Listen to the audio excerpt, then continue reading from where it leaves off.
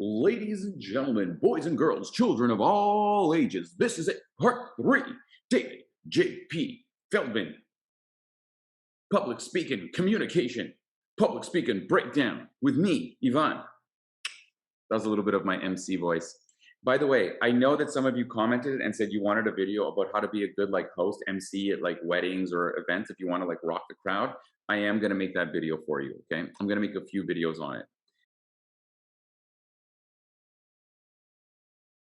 For everyone who's checking out and you haven't seen the last few videos, this is going to be part three of my breakdown of a TED Talk by David JP Phillips, and it's called 101 Techniques of Communication and Public Speaking. This is part three. And remember, if you want more quick, straight to the point little videos, check me out on Instagram. It's at Public Speaking Lab. Just go there right now. I said, go there right now, bro. I'm just kidding. Whenever you want, check me out. But let's get back into it. So far, the big thing is that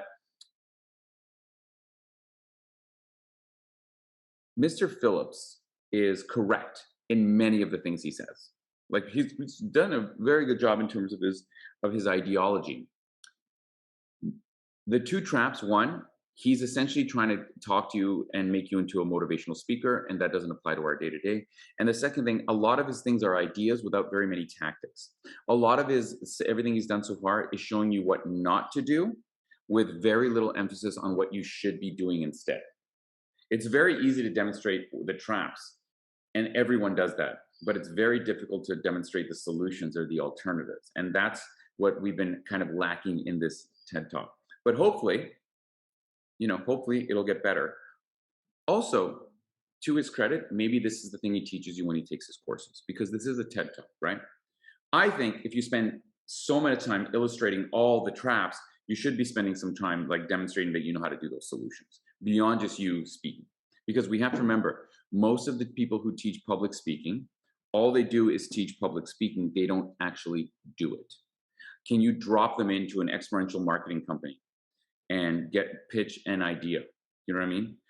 Can you throw them into an oil refinery, right?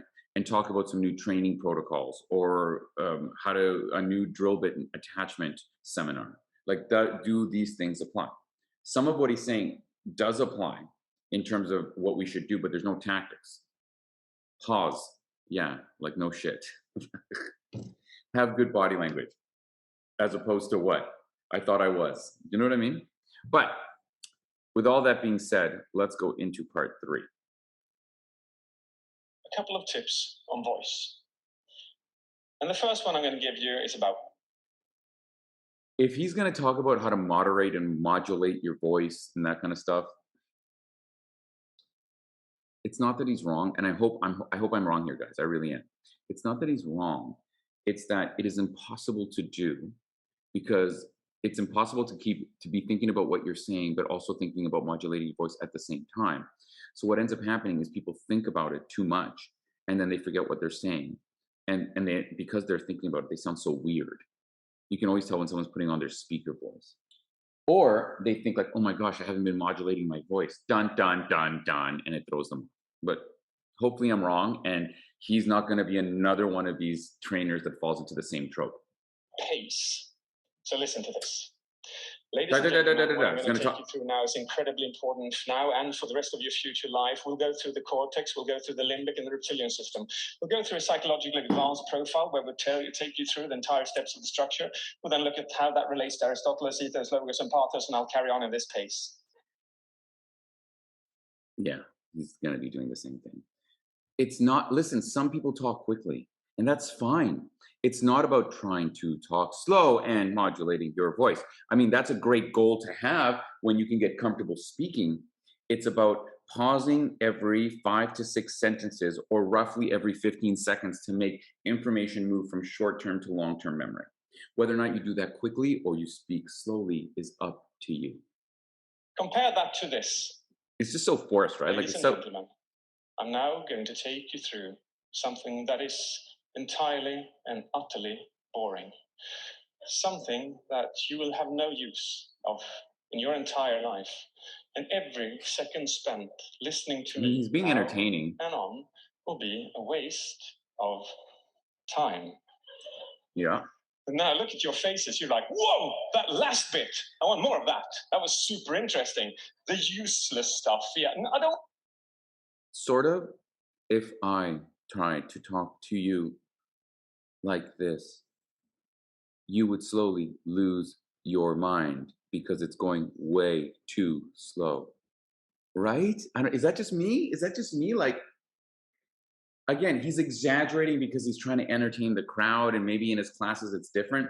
But do you see the disconnect between what everyone says is the best thing to do and what people actually do?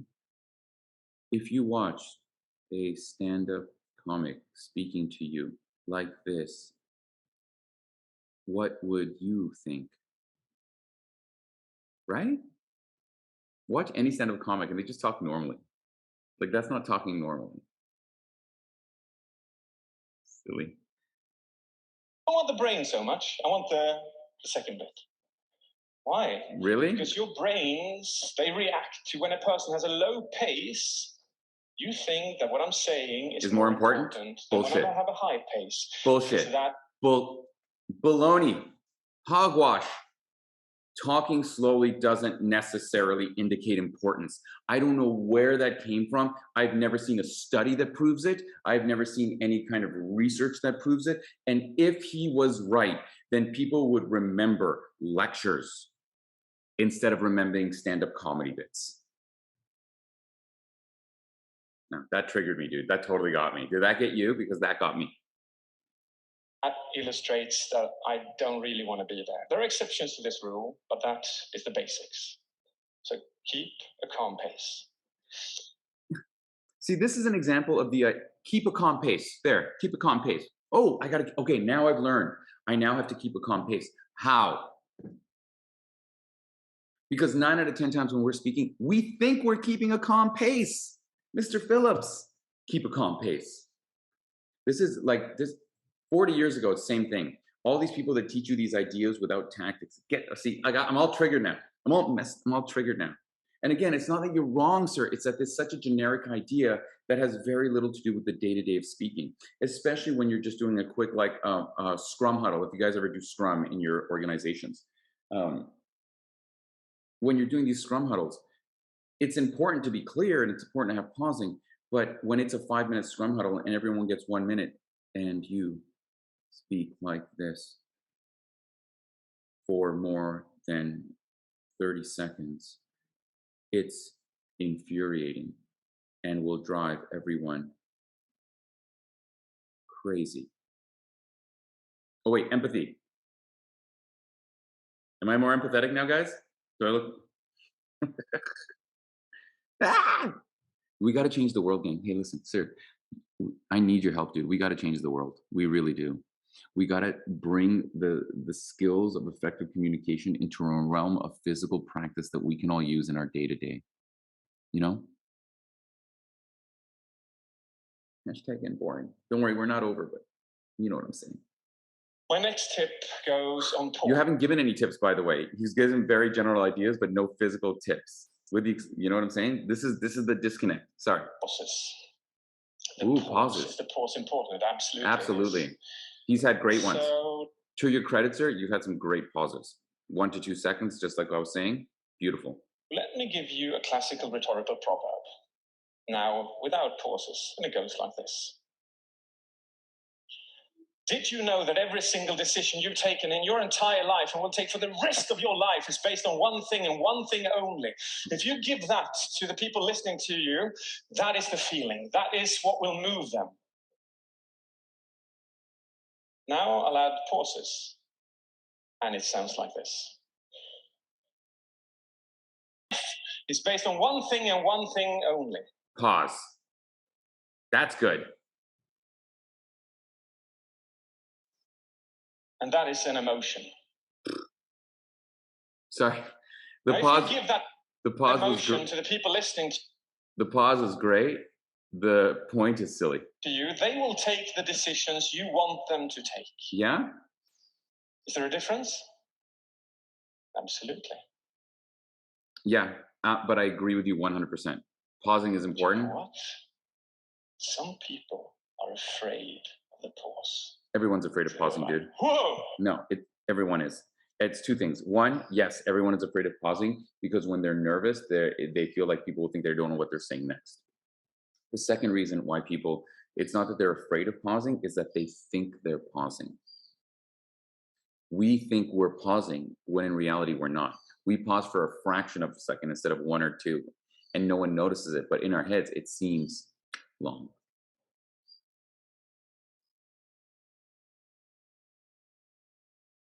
Am I going to do one of those? I'm not. I refuse. I prefer to compromise. And do you know what the compromise for a pause is? 2 seconds. What does it sound like?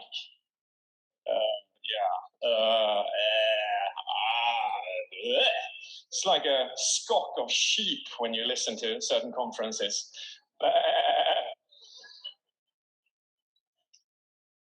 Now, there's nothing among these 110 skills that lowers your ethos and your credibility more than an because it's really that you don't know what you are saying and where you go. Really? Nothing reduces your credibility more than going because we never do that when we're having normal conversations, do we? Of course not. That's totally unrealistic. If that is true, Bill Burr, Dave Chappelle,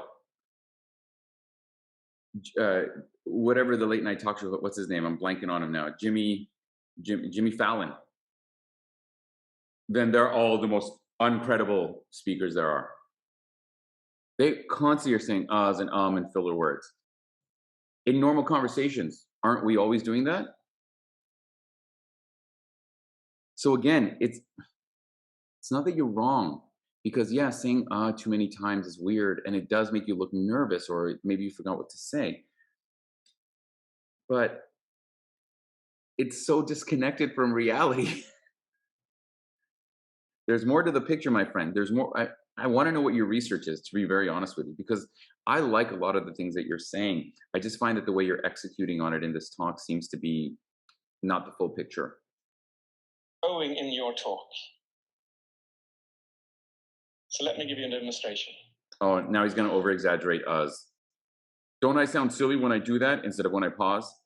Did you know that every single decision you've taken in your entire life and will take for the rest of your life is based on one thing and one thing only?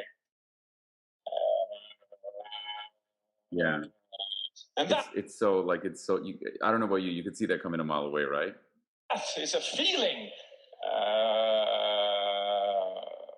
And no one actually does that.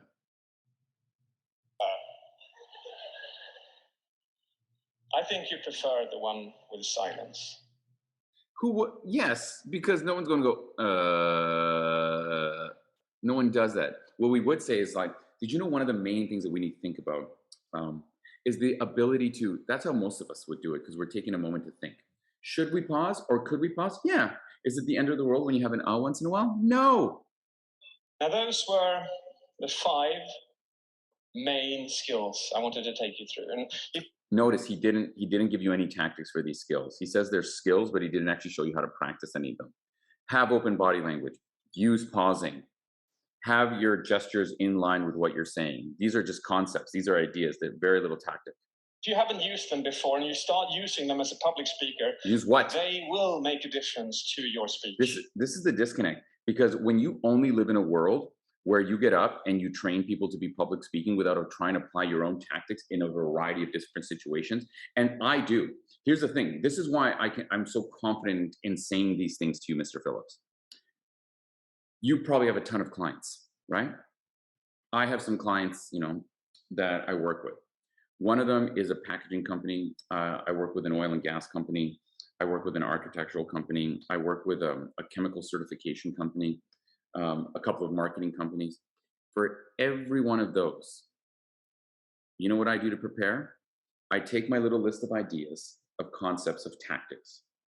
I get their presentations. I watch their presentations, like super technical things, boring things, and I redo their presentations using my tactics to see if my tactics work. If you can do that, and be so specific that not only can you demonstrate your tactics, but literally in the moment, show people physical things they can do to also apply those tactics, then you got something. Because right now, all I'm seeing is the concept of general ideas. The same presentation of the same training, no matter what industry, that's just generic what everyone else does. Specific tactics you can apply in specific situations is a whole other world. But he's gonna have bonuses. It's time for the bonuses. Let's watch these bonuses. Bonus! Where's my bonus? You said you were gonna give us bonuses. I'd like to treat you to 4 small skills as well. Okay. Just to give you an appreciation. I love the idea of small, quick, little, easy tactics. That's what my Instagram's on. Watch me out. Go on Instagram because that's like little. It's got a 1 minute limit, so I'm trying to give you 1 minute little tactics. Of how He's got like 4.5 minutes left, so he's going to give us 5. He said a bunch of tactics in a few minutes. So let's see what he does. Skill can be, but still have a great impact. And it looks like this. No, don't say smile. Don't say smile and breathe. Don't say smile and breathe. The 4 skills. Smile, breathe, look up. Follow them? How cheesy is that? How cheesy is that? Number 1, so I looked up, which illustrates that I'm thinking, which increases your sense of presence for me on stage. It increases your sense of presence from me on stage. What? Now we're getting into the fluff. I thought you were going to give me some science, homie. I thought you were going to give me like the real deal. The second thing I did was that breathe and smile. I did an audible inhale, which makes your brain believe that I'm going to say something that's exciting. That's it. Maybe. I mean, or it could just be that we're about to say something, so we need to take a breath before we say it. Like, I don't need to have a breath right now, right? I could go, there's a few things that I feel he's missing here. I've done it a few times, like breathe. Like, did you ever notice it in the last video or in this video? Maybe, I don't know. So fluff, fluff, fluff, fluff. I then combine that with a Duquesne smile, which means that I smile with my mouth and your eyes. Did you fall for it? Because what I did as well was this. I did a self-laughter. And also that increases anticipation of what I'm going to say. Well, honestly, it looked really weird, to be honest with you. I remember watching Tony Robbins doing this thing about how to connect with people by trying to match how they breathe. And it looked like a psychopath because it's this thing that he probably noticed once or some random idea he developed in his head that because he always just says that idea to people and you say, see how much that worked? And everyone's like, oh yeah. It doesn't mean it actually works. He's just he's convinced himself. And I think that's what you've done here. Let's see. Did that look normal?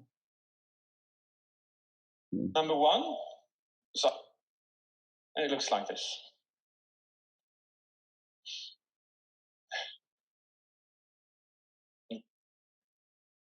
I don't think that looked normal. That looked like you made a mistake. Not all of us are smilers. Not all of us are extroverted, right? What do you say to those people, sir, when smiling is not natural? Does that mean I can't be a good speaker? No, of course not. In fact, he wasn't smiling for most of his presentation. Did it make him? Did that take away from his presentation? Did you even notice? I tell you what you would notice: someone doing this.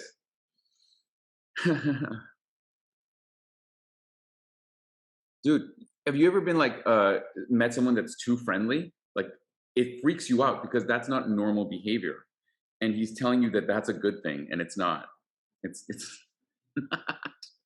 And it's okay to be serious. Listen, you can be like this and talk to people all the time, and it doesn't matter. You don't have to be a smiler. I always hated that.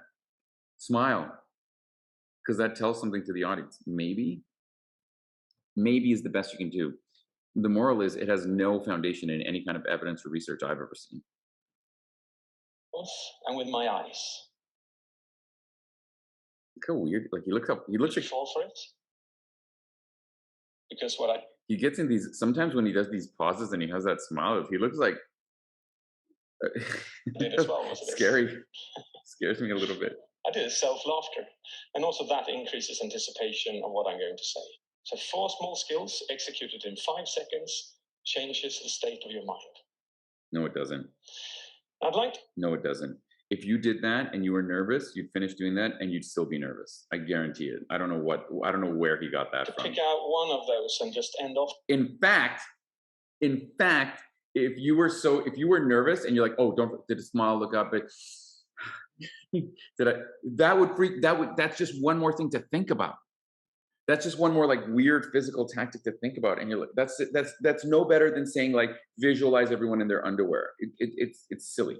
It's super silly.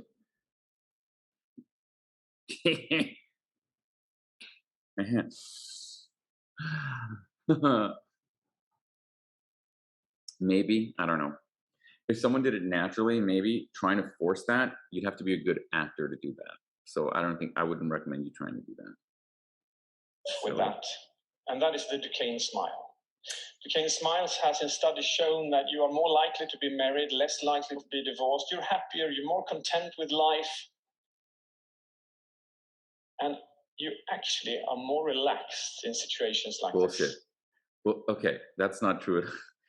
Listen, all the examples he gave you are when people smile as a result, not I'm going to smile, therefore this will be better. It's I have looked at the research about smiling, and when it is in smiling works as a reaction to things, not as a proactive action. I don't know what the opposite of a reaction is. A proaction? Put it in the, be nice, but tell me what the answer is in the comments. Okay, but be nice. Don't tell me I'm a fool. Okay, but this is again another disconnect. Could you imagine if you're trying to be like, you're nervous and you're like, don't forget to smile. No, oh shit, with my eyes. Oh my God. Look how weird this looks.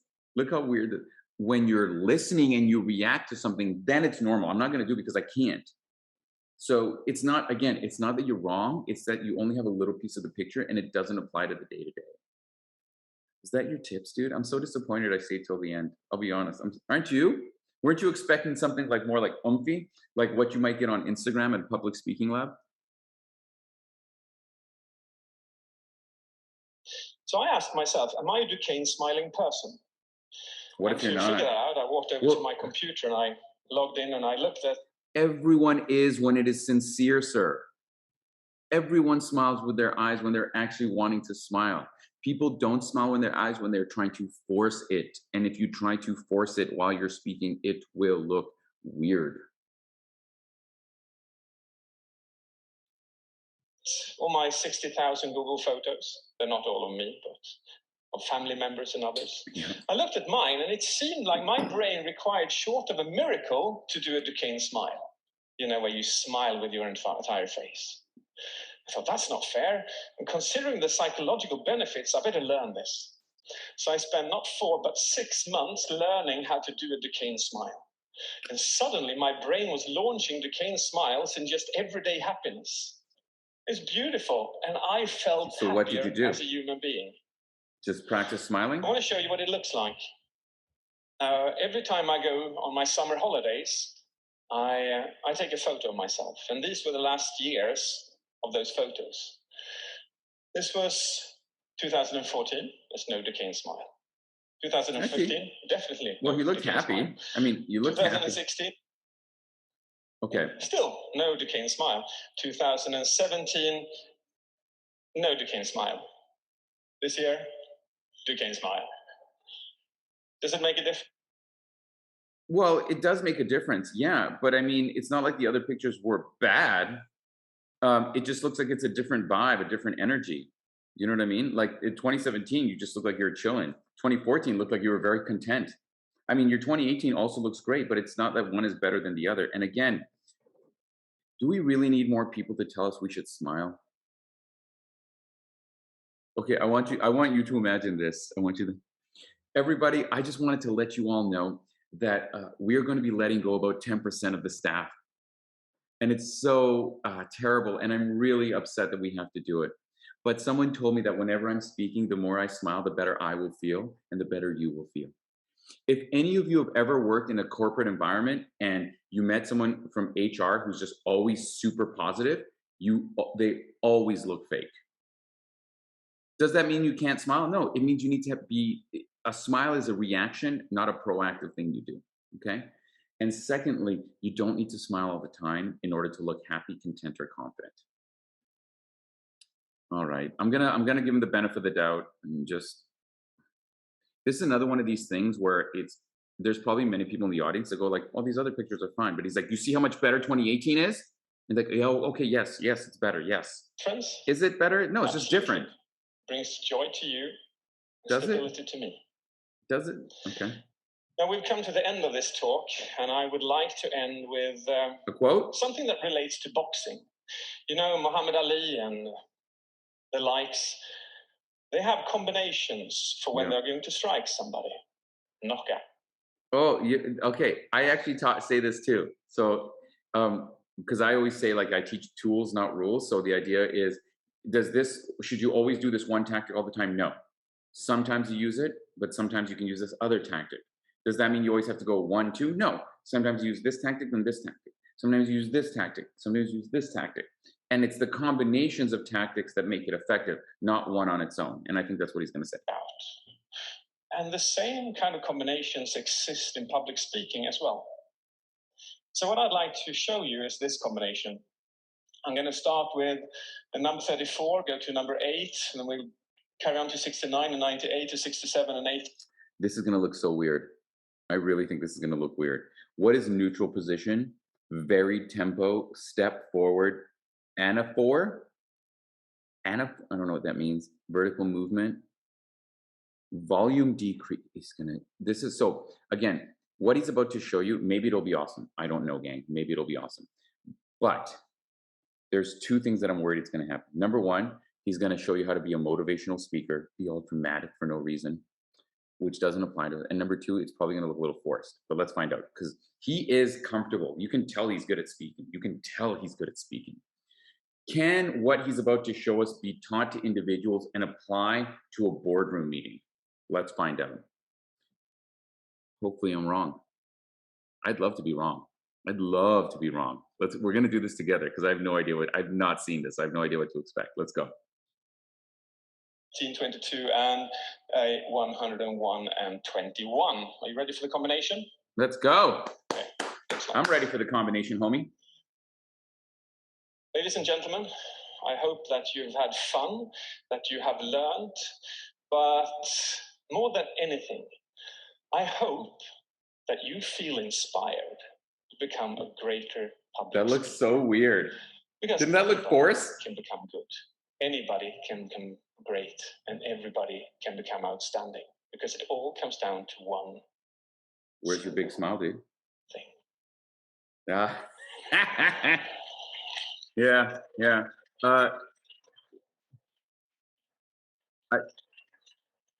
If I'm wrong, if I'm wrong, you let me know. But did that not seem weird? The way he stood there and then kind of quasi walked forward and then did that. Could you imagine if you were? Could you imagine? We're gonna watch it. Imagine you're a university student and you're doing a presentation for marketing and you did this. It would be like, wouldn't you be a little cringe? Maybe. Let's find out. Let's watch it one more time. Let's see if it's natural to you. And tell me in the comments if I'm wrong. Say, Yvonne, I think you're wrong on this one because remember, it's what you learn after you know it all. I'm coming in like some expert here, right? But hey, the speaker I was 2 years ago and the speaker I am now, it's night and day. So I'm always trying to improve. But let's watch. Here we go. The combination. Okay. Tell me this looks natural to you. I don't think this looks natural. Ladies and gentlemen, I hope that you've had fun, that you have learned, but it looks more so than anything, this part especially, like I was like, that you feel inspired to become a greater public speaker. Because anybody can become. I'll tell you one thing. I think he is doing really well. Anybody can. His little 1-2 second pauses are beautiful. Can become outstanding because it all comes down to one single thing. If you did this at work, WTF? And look at. Do you think that smile? Do you think that smile looks normal, or does it look forced? You tell me. Like, it just seems like a salesman smile. You know, when salesmen put on their salesman, like that stereotype of like, hi, how are you? Well, that brings us to the end of our time together with David JP Phillips. His website, I believe you can find him. It's just look for David JP Phillips. I did. He's got a bunch of training and that kind of stuff, and maybe he can go do it. You know, when your props is that you've been at a bunch of TEDs and that you've spoken at all these like kind of events, it's great. But it's not so much where you speak; it's what impact have you had. I can see that this person, in my personal opinion, is someone who speaks at conferences and he delivers the same information without knowing who anyone in the room is, and without giving examples that anyone in the room could use. That could also be my bias, if I'm honest. Um, Lots of great ideas from Mr. Phillips. Lots of great ideas from Mr. Phillips. Hopefully, this video gave you some tactics to execute on his ideas. But once again, my friends, if you want to see a more tactical approach to communication, just look down. I have my courses there if you want. You know, I'm selling courses too. Check me out on Instagram, Public Speaking Lab, #boring. It's good to see you again. Wait, that was a natural smile. See, I was just smiling because I was reacting because I'm enjoying what I'm doing. When I try and force it, here we go. Let me end off. It's good to see you all again. It's so weird. Does it look weird? Because feels weird as hell to me. Anyway, talking too much trash. Goodbye for real. #and boring. Empathy.